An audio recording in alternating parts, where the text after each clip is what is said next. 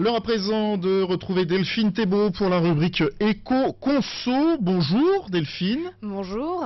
57,7 millions de cartes bancaires sont actuellement en circulation en France contre 21 millions en 1992.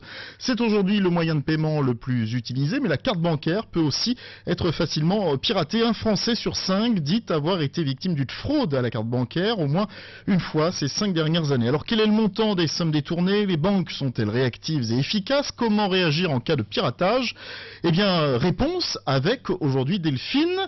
Tout d'abord, dans quel pays les fraudes sont-elles les plus massives? Alors, 19% des Français ont donc été déjà victimes d'une fraude à la carte bancaire. Le phénomène est de plus en plus courant, mais les Français s'en sortent plutôt bien. 27% des Italiens, 31% des Brésiliens, 32% des Américains et 33% des Anglais ont déjà été victimes d'une fraude à la carte bancaire. La Chine culmine avec un taux de fraude de 43%. Oui, c'est assez considérable, presque la moitié des Chinois. Alors, à combien s'élève le montant des sommes détournées? Pour les Français, les sommes sont plutôt modestes. Dans un peu plus de la moitié des cas, le montant de la somme détournée est de 200 €. Seuls 12% des victimes françaises ont perdu plus de 1000 €. Plus de 1000 €, c'est ce que 50% des Indiens et 42% des Suédois ont perdu. Ouais, et puis à Dubaï, c'est 47%.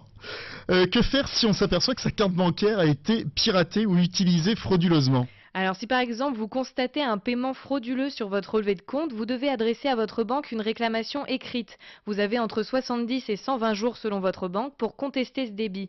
Mais surtout n'attendez pas, faites-le le plus tôt possible. L'établissement bancaire doit alors recréditer votre compte dans les mois qui suivent la réception de la lettre. Le mieux, c'est quand même d'éviter de se faire flouer.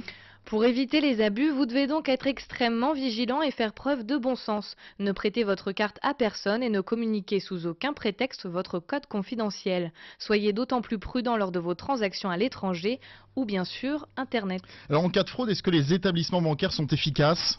Apparemment oui, puisque selon l'étude réalisée par ResearchNow, 79% des victimes françaises affirment avoir été contentes des réponses apportées. Parmi les motifs de satisfaction, on trouve en premier lieu la rapidité de remboursement à 35%, l'identification de la fraude par l'organisme financier à 26% et la rapidité du remplacement de la carte à 84%. Merci beaucoup Delphine Thébault.